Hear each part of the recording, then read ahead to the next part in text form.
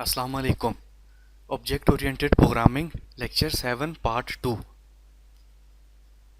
आज के लेक्चर में हम देखेंगे कि आप लोग क्लास कैसे बना सकते हैं और इन क्लास का ऑब्जेक्ट आप लोग किस तरह बना सकते हैं और इन दोनों में डिफरेंस क्या होता है। लास्ट लेक्चर में हमने object oriented programming methodology start की थी कि ऑब्जेक्ट ओरिएंटेड प्रोग्रामिंग मेथडोलॉजी होती क्या है, इसमें कौन कौन से कैरेक्टरिस्टिक्स होते हैं और इनको आप किस तरह इम्प्लीमेंट कर सकते हैं, वो हम आज से लेक्चर में देखना शुरू करेंगे। सबसे पहली चीज़, क्लास। ऑब्जेक्ट ओरिएंटेड प्रोग्रामिंग में क्लास जो है वो एक की कॉन्सेप्ट है। क्लास जो है वो आपका एक प्लान या टेम्पलेट की तरह काम कर रहा होता है। टेम्पलेट मीन्स कि आपके पास एक कोड लिखा हुआ होता है, आपने उसको बाद में यूटिलाइज करवाना होता है। तो क्लास आपका बेसिकली ना टेम्पलेट के तौर पे काम कर रहा होता है। अगर इसकी हम एग्जांपल देख लें कि आपने घर बनवाना है, उस घर के लिए आप जो है एक मैप बनवाते हैं पहले कि कितने कमरे होने चाहिए, किचन कहाँ पे होना चाहिए, लोकेशंस क्या होनी चाहिए। तो उसके लिए आप एक पहले मैप डिज़ाइन करवाते हैं। तो आप एज बिल्कुल ये कह सकते हैं कि क्लास जो है वो एक मैप है आपके पास। ठीक है। अब वो मैप जो है बजाते खुद उसकी कोई अहमियत है नहीं है, जब तक कि आप उस मैप को किसी एक ज़मीन के ऊपर रख के और आप उस पर कंस्ट्रक्शन ना शुरू कर दें। तो सेम केस आपके पास जो मैप होता है वो एक टेम्पलेट होता है कि आपने इस टेम्पलेट को फॉलो करना है और आपने मकान को बनाना होगा बाद में। तो सेम केस क्लास का है, क्लास टेम्पलेट होती है, एक मैप होता है। और क्लास का जो ऑब्जेक्ट है वो बेसिकली उसकी ओरिजिनल फंक्शनैलिटी होती है। जैसा कि आपने ज़मीन पे जब घर बनाना शुरू कर दिया तो आपको एक फिजिकल चीज़ नज़र आने लग गई। तो ऑब्जेक्ट जो आपका होगा वो बेसिकली उस क्लास का इम्प्लीमेंटेशन का प्रोसेस होगा पूरा। क्लास को अगर मैं बात करूं तो क्लास जो है combination of data members and functions. Class में मिनिमम ये दो चीज़ें होती हैं, एक डाटा मेंबर्स होते हैं और एक फंक्शंस होते हैं। डाटा मेंबर्स को आप वेरिएबल्स भी कहते हो, डाटा टाइप्स भी बोलते हो, प्रॉपर्टीज़ भी बोल सकते हो, एट्रीब्यूट भी बोलते हो, कैरेक्टरिस्टिक्स भी बोलते हो। तो ये सारी चीज़ें जो है एक डाटा मेंबर ही कहला रही होती हैं। तो आप डाटा मेंबर बोलो, वेरिएबल बोल दो, कैरेक्टरिस्टिक्स बोल दो, एक ही बात है। तो क्लास में आपके पास कुछ वेरिएबल्स होंगे और कुछ फंक्शंस होंगे आपके पास। फंक्शंस को आप मेथड्स भी बोलते हो और प्रोसीजर्स भी बोलते हो।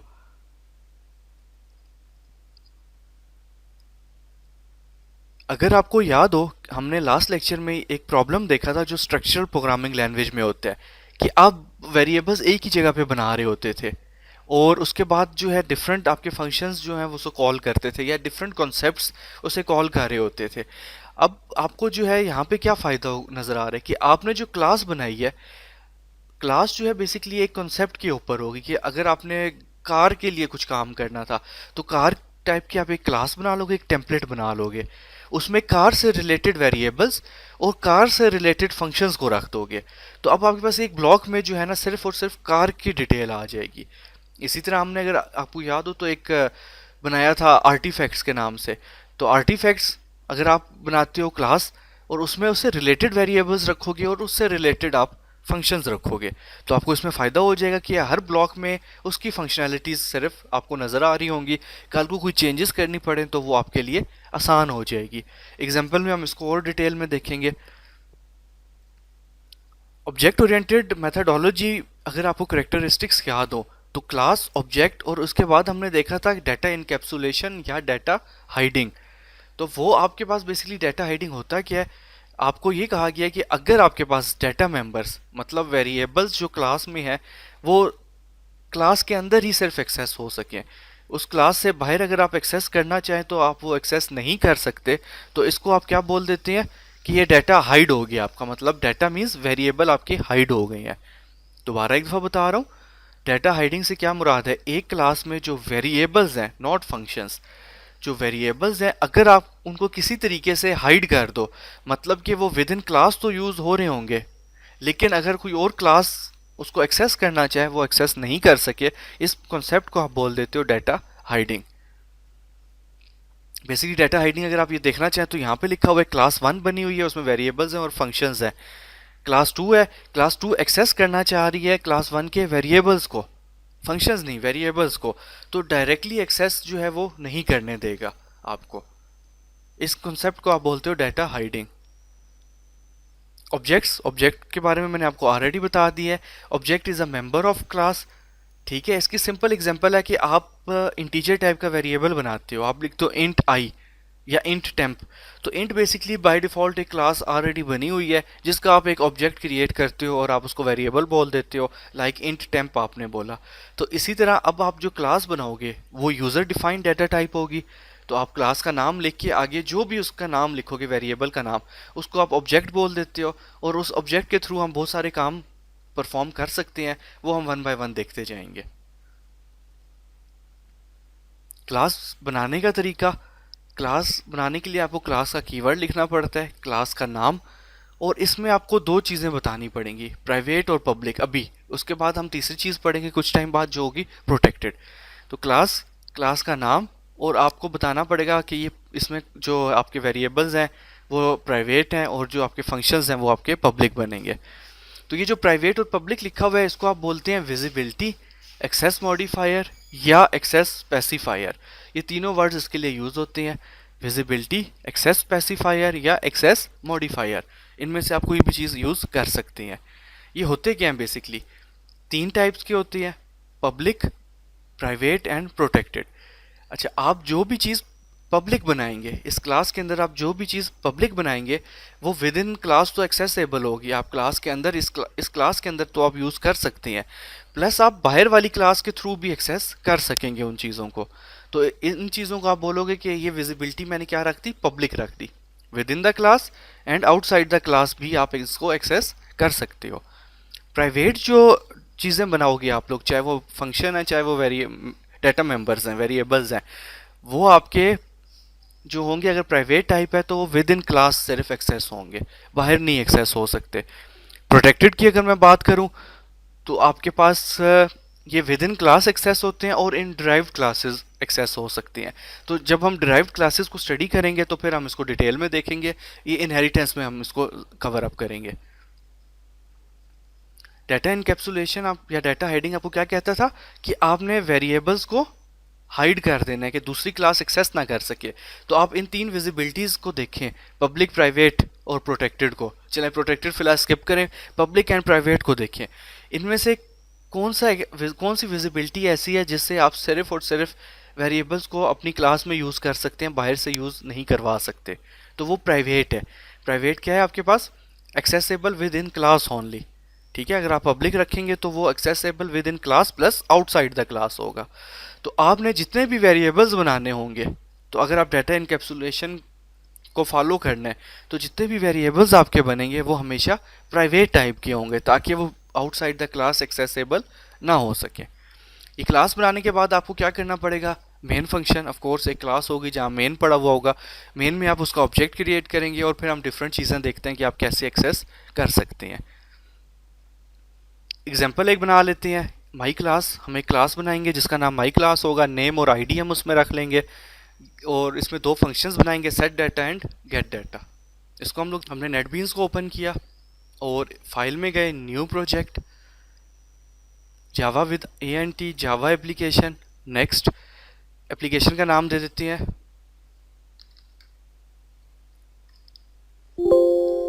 Object oriented programming part 1।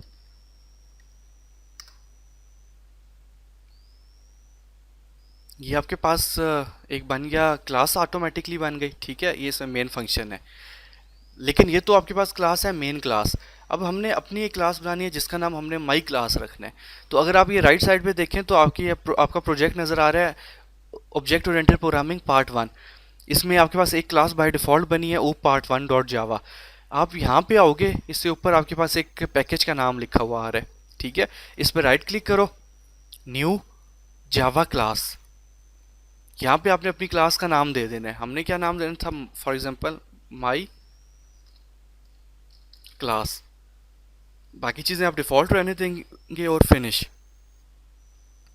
अगर आप ये देखें तो यहाँ पे अब आपके पैकेज के अंदर दो क्लासेस आ गई हैं, एक ऊ पार्ट 1 जिसमें मेन फंक्शन है और एक आपके पास माई क्लास आ गई जिसमें सिर्फ क्लास बनी हुई है। ठीक होगी बात, बाय डिफ़ॉल्ट उसने बना दी। अब इस क्लास में आप वेरिएबल्स और फंक्शंस बना सकते हैं। तो हम वेरिएबल पहले बनाते हैं। मैं लिखता हूँ फॉर एग्जांपल प्राइवेट, क्योंकि वेरिएबल है तो प्राइवेट होना चाहिए। स्ट्रिंग नेम ठीक है, और आपको क्या कहा गया था, प्राइवेट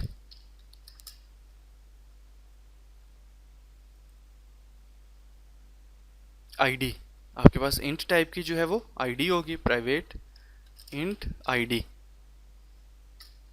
ठीक है, ये आपने दो चीज़ें प्राइवेट टाइप की बना दी, मतलब ये आप आउटसाइड द क्लास एक्सेस नहीं कर सकेंगे। अभी हम इसको देख लेंगे। और हम यहाँ पे फंक्शन बनाते हैं, एक पब्लिक टाइप का बनाना है, पब्लिक वॉइड सेट डाटा, और हम इसमें रख देते हैं पहला पैरामीटर स्ट्रिंग नेम, और हम बोल देते हैं स्ट्रिंग आईडी। ठीक है, स्ट्रिंग आई बोल दिया। तो यहाँ पे बेसिकली क्या होगा, आपके पास ये दो चीज़ें पास होंगी। मैंने बोला कि नेम इक्वल्स टू नेम आ जाए जो भी पास होता है, और आईडी में equals to ID equals to i आ जाए आपके पास, जो फंक्शन में पैरामीटर पास हुए हुए हैं। हम लोगों ने ये चीज़ रख दी, इसका टाइप इंट है। और इसके बाद हम एक फंक्शन बना लेते हैं पब्लिक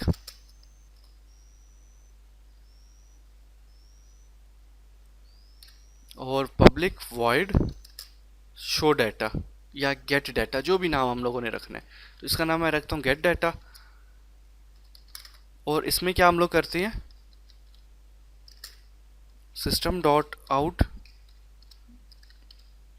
डॉट प्रिंट लाइन, और इसमें हम शो करवा देते हैं नेम इक्वल्स टू नेम। और इसी तरह हम लोग क्या करते हैं,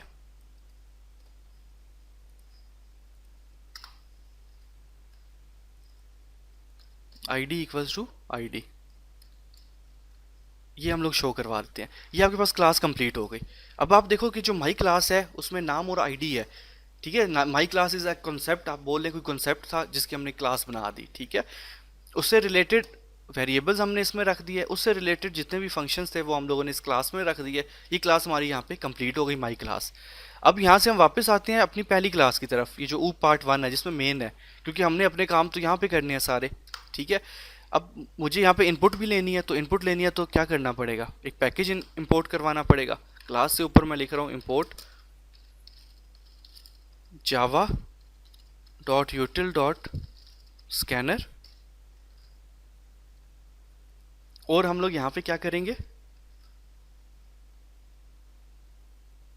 क्लास का ऑब्जेक्ट बनाएंगे। हमारी क्लास का नाम क्या है, पहले हम लोग बल्कि स्कैनर क्लास का ऑब्जेक्ट बनाते हैं, क्योंकि हमें इनपुट ज़रूरत होगी। Scanner S C equals to new,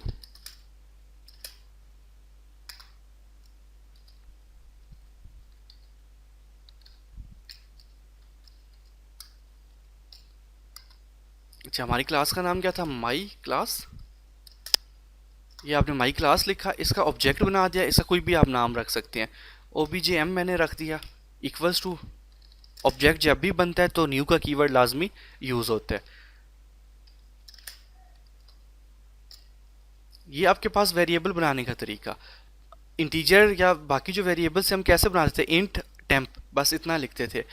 लेकिन जब एरेज हम बनाते थे तो एरेज में हमें क्या करना पड़ता था, न्यू का कीवर्ड यूज करना पड़ता था। इसी तरह आपके पास जो क्लासेस हैं, जब इसका ऑब्जेक्ट आप बनाएंगे तो आपको क्या करना पड़ेगा, क्लास का नाम, कोई भी वेरिएबल का नाम इक्वल्स टू न्यू, ताकि रन टाइम पे मेमोरी एलोकेट हो।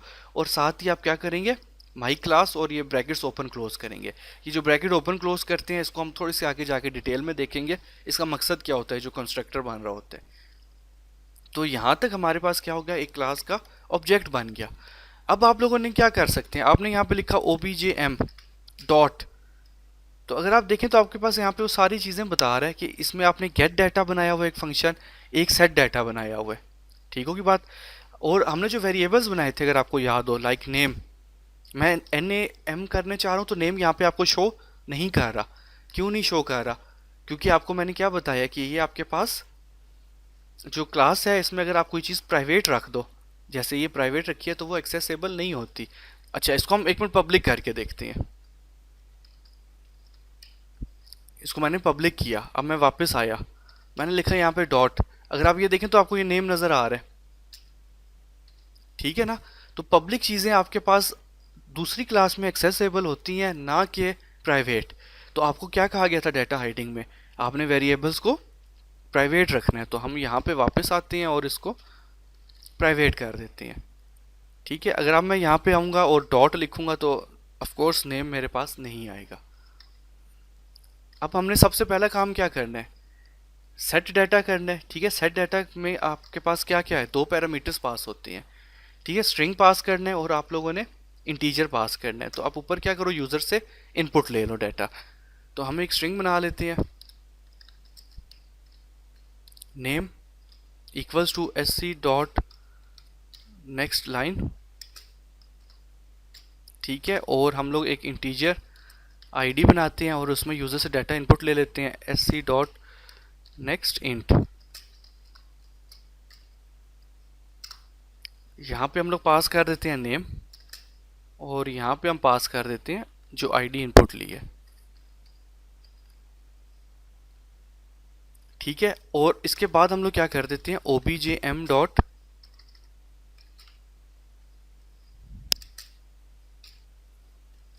गेट डाटा, ताकि आपको वो डिस्प्ले भी कर दे कि आपने जो नाम वगैरह इनपुट किया है वो वाकई सेव हुआ या नहीं हुआ।